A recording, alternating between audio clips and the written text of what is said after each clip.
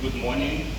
The other guests, other invited guests, and most importantly, the new cohorts of students for this program. Good morning.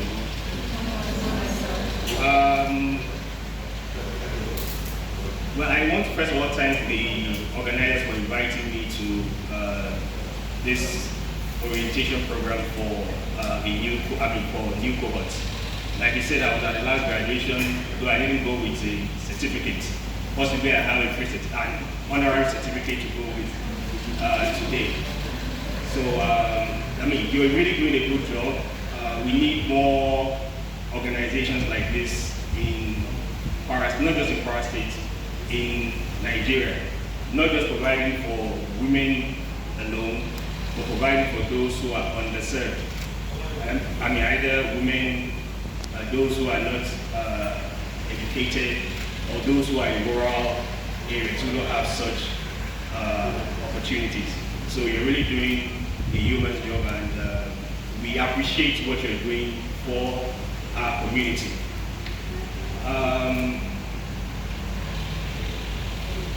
Well, to the new cohorts, it's a lifetime opportunity. You are lucky that you are going to enjoy adding knowledge to yourself, free of charge.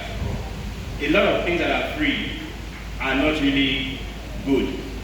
There's a concept that you should despise the free lunch. If somebody's giving you something for free, you should be careful. But this is not one of those things that you need to be careful about. Everything comes at a cost. Of course, if it's provided free to you, someone is paying for it. And the goal is to be able to bridge the gender gap in STEM. Now, to the topic of today, I have a long speech, so I'll be paraphrasing since the time I have will not be sufficient to touch everything I have here. Keeping women in STEM to bridge the gender gap in the 21st century. Today, we gather to address a crucial issue facing our society, the gender gap in STEM fields. We all know what STEM is. As we strive for progress and innovation in the 21st century, it's important that we leverage the talents and perspective of all individuals, regardless of gender. Yet, in science, technology, engineering, math fields, hindering our collective potential for growth and advancement. Most of us, almost everybody here are females. The schools you attended, secondary school, tertiary institution, there people here that in their class, they have more females than males. Can you raise your hand, please? If you have more females in your class than males. Okay. Which school? What course? Only girls school. You don't need to answer. If it's only girls, of course. So anyone who went to a mixed school, especially tertiary institutions. Yes? Department? Educational management. If it's not education. Okay. You had more females. Okay, anybody in STEM? Engineering, science, anatomy, more females. Okay, so we are actually already bridging the gap. I know that for colleges of education and faculties of education, usually have more females. But for engineering, I studied computer engineering for Ilorin, and we had less females, though that's a long time ago. I'm sure there will be improvement now. Out of the 6 people that had first class, unfortunately I wasn't one of them. Out of the 6 of them, we have 2 females, and the other 4 were males. I don't know the record as of now, but if we look at our secondary school, and the ones that are converted to it, you find out that you have more males in STEM, more than females. But why do we need, we already have people in STEM, males. They are Nigerians, they are brothers, fathers, and the rest. So why do we need women in STEM? Why not just leave it to men alone? Why do we need women in STEM? To understand the importance of keeping women in STEM, Let's first recognize the remarkable contribution of some female STEM professionals, innovators and inventors from around the world. The program we are running here, or you are going to run here, is on IT, programming, I believe, software development, data analysis, analytics rather. Now, do we have anybody who can tell us of probably one person or two who has excelled in IT field, either internationally or locally, either recently or generations ago? Anyone?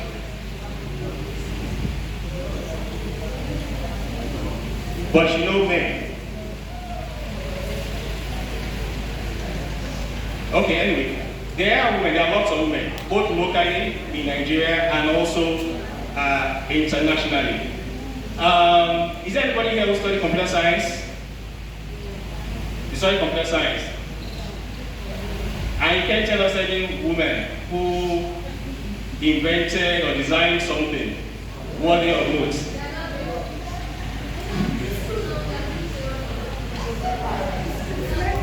Okay, anyway, let's proceed. You complain of just doing theory. Knowing about people who have excelled is actually theory. It's actually reading about the history of computer science, which is something you do probably one of the first courses. Now, to understand the importance, we'll mention some of them. Consider the pioneering work of Ada Lovelace. We heard of Ada Lovelace. I used to call her Ada Lovelace because it's ADA, of Ada Lovelace, often regarded as the world's first computer programmer. She's regarded as the world's first computer programmer, a female. Born in the 19th century, Lovelace was a mathematician and writer who collaborated with Charles Babbage and his analytical engine. That's a mechanical computer. That's the first computer that was actually designed. Okay? Lovelace's visionary insights into the potential of analytical engine laid the groundwork for modern computer programming. She came up with ideas that the analytical engine, which was mechanical, would be used to even generate graphics. That's as far back as the 19th century. Though that computer wasn't developed because of constraints, technological constraints, but she came up with the idea. Ideas come first before you actually can put something in place. So we also have Grace Cooper, who designed a programming language, COBOL.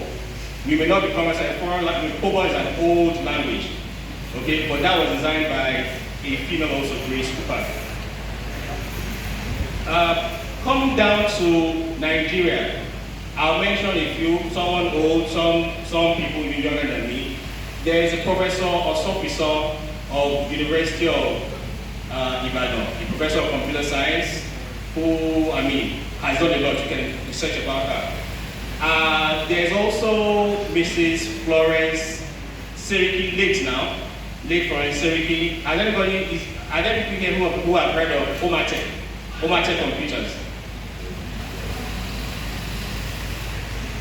Omatech computers? Wow. I don't think that should be history. I did my IT there in 1999, I think, owned by a woman, Florence Seriki. She's now late. She was one of those who started assembling computers in Nigeria. There's Omatech, there's Xerox also. Omatech and Xerox. Omatech still exists. I happen to have worked under her as an IT student. Incidentally, while there, I was at the networking section. We were all males. All my senior colleagues were males, and the three of us who are also on IT there were also males. Then there is also someone, Alhaji Sekina Yusuf. She was the executive director of CPN, that's the Professional Research Council for Computer in Nigeria.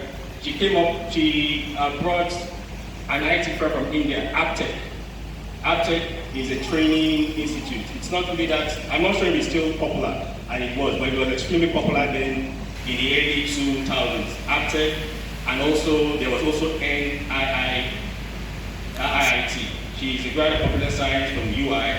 She started that training firm, and discharged a lot of people who extremely well now. She's currently the chairperson of Al-Hikmah University.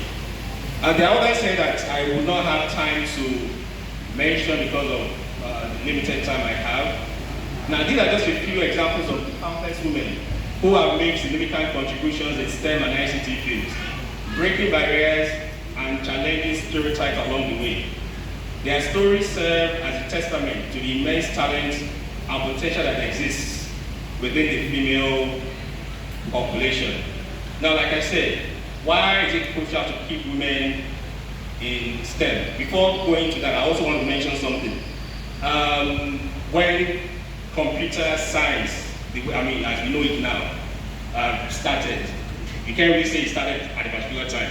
But when computer science, as we know it now, started having electronic computers, there's the hardware part. I'm sure everybody knows that. There's software. Hardware was seen as what was really hard in the West.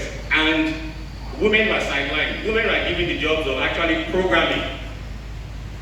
Women were given the job of actually programming. Most of those who actually worked on, it's mentioned in my speech, but I can't read that now, who worked on programming the first American space shuttle, the Apollo program, were led by women and not men. But by the time we saw that software is lucrative, we now have more men and fewer women. So that you know that women have a rich history when it comes to computer science. So why is it crucial to keep women in STEM? The answer lies in the undeniable fact that diversity drives innovation. Yoruba will say, "Gbogbo wa gbọ́dọ̀ sọ̀tà kọrí sí ibi kan náà." If we all face the same place, we will not be able to solve the problems and challenges we have. So if you have a team made up of just men alone, you don't have women. Even amongst the men, they are all, just imagine being in a room, you are trying to solve a particular problem, and you have men who are all from, let's say, Offa, for instance. They are all from Offa. They went to the same Offa grammar school. They all attended University of Ilorin. They studied the same courses, the same course. Do you think they may be able to solve the problem, but they will not be able to bring different ideas? But imagine in that room, you have people from different parts of the world, not just Nigerians. You have people of different ages. Okay, people in their 50s, people in their 30s, and even the Gen Z.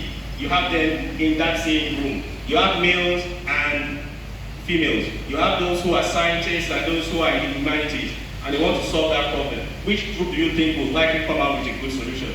The diverse group. It's something. So, women bring.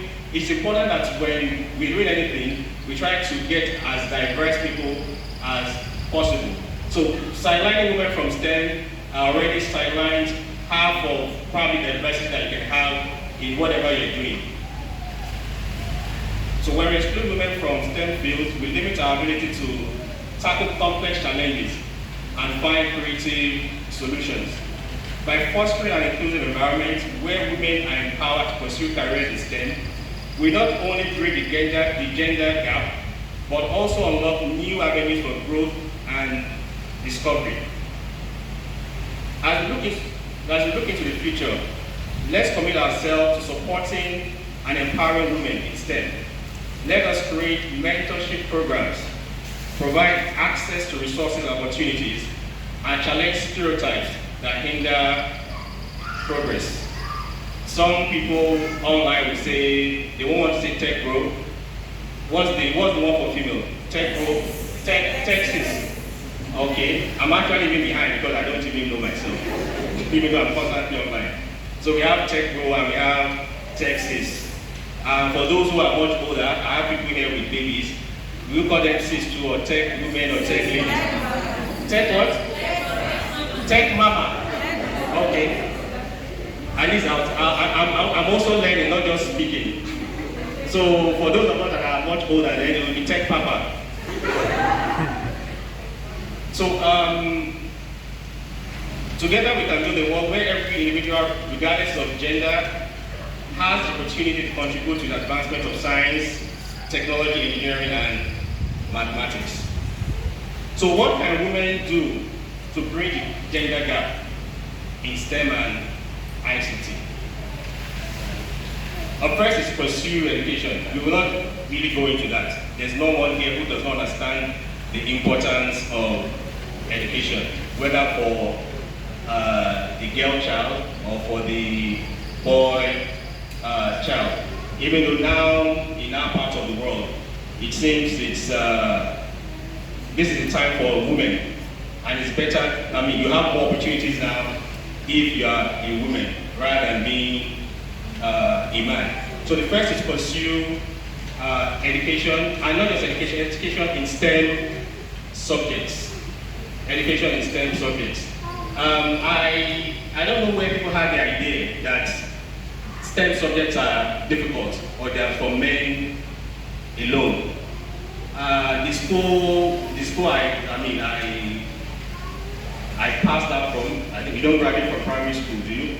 So the school I passed out from, when I joined the school in primary 3, I wasn't in Nigeria then, so I came back to Nigeria, I joined the school in primary 3.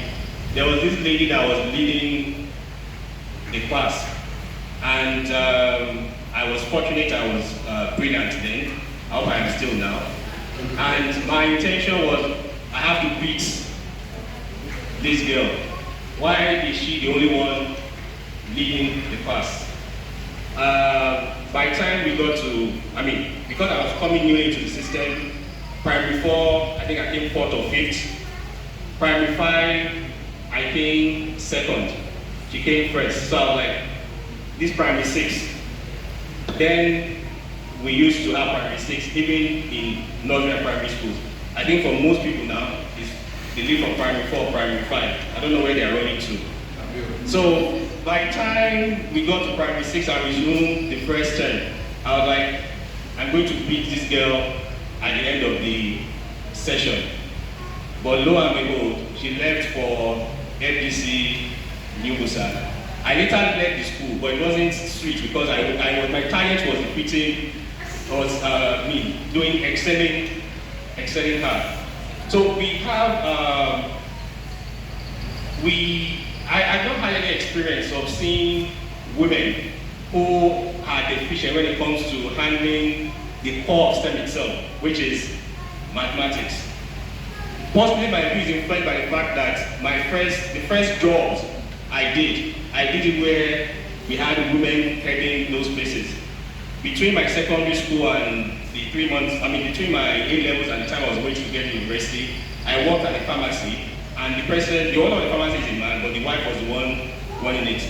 My first IT I mentioned was at Omaten, under late Mrs. Florence Sereke. So now the second thing is to seek mentorship. But there are lots of, to seek mentorship and to stay in communities.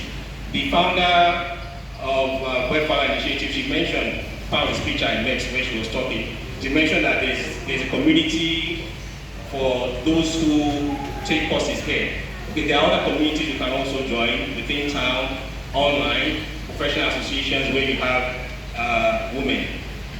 Now, the other thing we need to do is to promote visibility.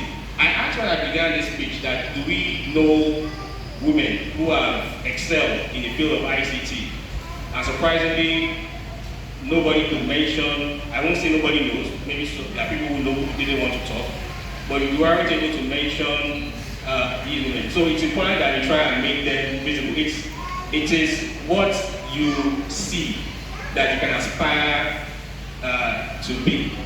A lot of young, very young people, children, under 10, some of them will say they want to be policemen, some will say they want to be soldiers. It's by the time you grow up, that's when you realize that being a policeman or being a soldier in Nigeria is not something a lot of people actually should aspire to be. So we need to actually promote women, to make them visible in their chosen place, especially those in STEM, if you want to bridge the gender gap. When you are talking to those of us who are probably teachers or lecturers, and we are all teachers in one way or the other, we have younger sisters or children. we should try to let them see women who are in STEM, so that will also encourage them to take up STEM courses later on. Then the other is women should actively challenge gender bias and stereotypes in STEM environments. Okay, and they should be supporting that. So I think I've mentioned that. Additionally, we can also use the following frameworks and principles to promote gender equality in STEM. We don't need to invent the wheel. There's been a lot of work done on reducing the gender gap in STEM. We can also adopt the UN SDGs, especially Goal 5, which is gender equality and gender equality, which aims to achieve gender equality and empower all women and girls by 2030. We still have time, this is 2024. The goal includes targets such as ending discrimination, ensuring equal access to education, and promoting women participation in leadership and decision-making positions. I want to say we are the women. Women also need to, or generally in society, we need to actually look at what affects women, and not, for some of us, or for some people, what they say is that, oh, this was the way things were when we were there, and they do not aim, or they do not try to make positive changes. I'll use an example which is not directly related to this. Somewhere here, somewhere in this state, there was a head of a particular place, female, and they had a free room in the office, a large office complex, and some of the women approached the head that why not let us use this place as a daycare, so that when, before Kwara used to give 3 months maternity, I think it's now 4 months. But for those who have raised children, even 6 months is not enough. Okay, so if we can use this as daycare, we can keep we can breastfeed our children there, we can hire someone to take care of them. It's easier for the mother to quickly check out the child, rather than having the child at 4 or 5 months, separated from her. But one would expect that as someone who is the mother, the president should agree to that. But the president disagreed and said, no, they should take kids to outside the office. It was until someone else came in, a woman this time around also, not a man, was now the person who allowed them to that. But the irony is that the woman who disallowed them she raised kids. She had given birth to, she had delivered babies several times. The woman who disallowed them is someone who has never had children. So we should try and look at things happening in society, in our environment, and seek ways of making changes to be able to bridge the gender gap. So another framework is the Women in STEM Decadal Plan, which outlines strategies for increasing women participation in STEM education and careers. The plan includes recommendations such as early intervention and outreach, encourage girls to pursue STEM subjects from an early age through targeted programs and initiatives. This can be done at junior secondary level. It's by the time students leave basic 9 now, they leave GSS 3 to move to SS1. That's when a lot of people decide to either stay in STEM, decide to actually choose STEM or go to arts or go to commercial classes. So there's need for guidance counselors who will also encourage females and let them know that, okay, the core of STEM is always mathematics. It's not something that is difficult. That could include having teachers that actually teach mathematics. My best teacher in my secondary school was, my SS class was female, So early intervention and outreach, okay. Mentorship and roles have been mentioned that already. So work diversity and inclusion.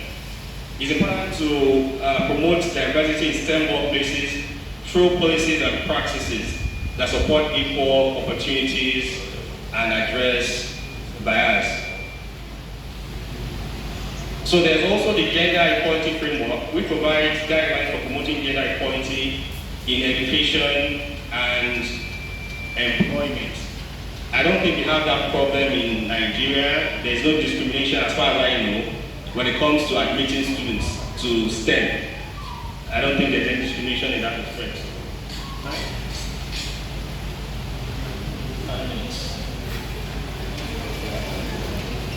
Okay, so we'll quickly go to some practices, cultural and social practices, that adversely affect STEM.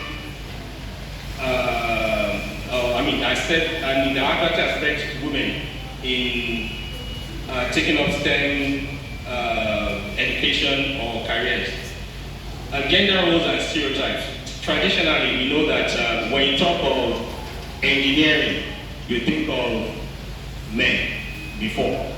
I remember when I got to school then, I studied computer engineering. There were quite a number of females in my class.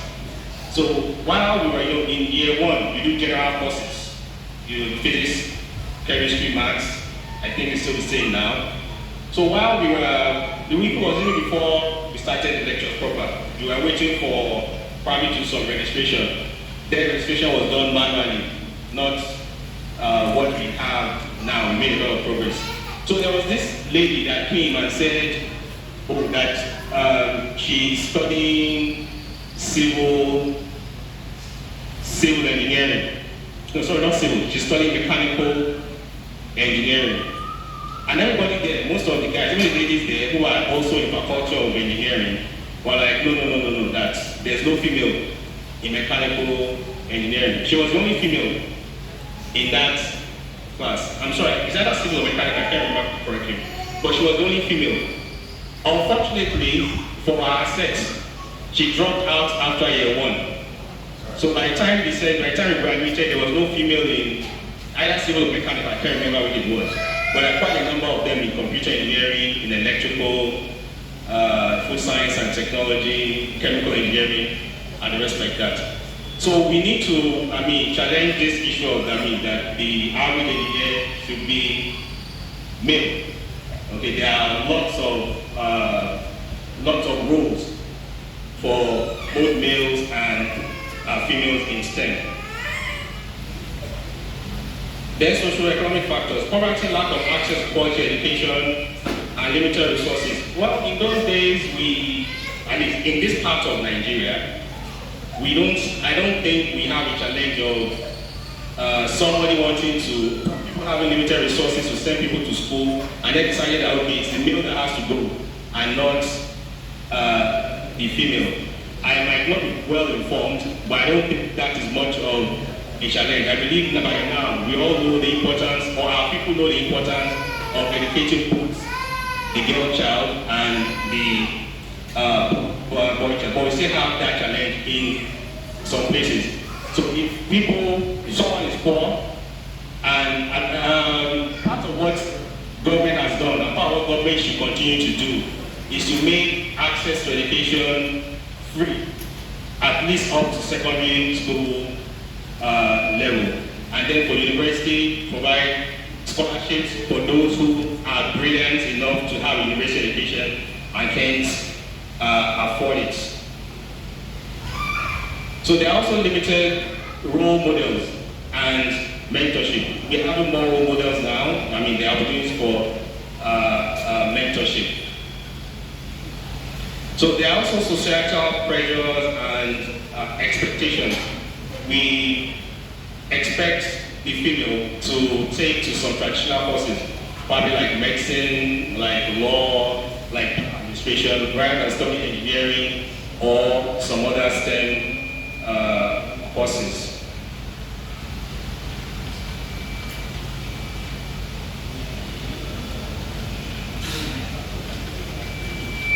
I still have more to say, but my time is fast spent. So in conclusion, keeping women in STEM is crucial for bridging the gender gap and unlocking innovation in the 21st century.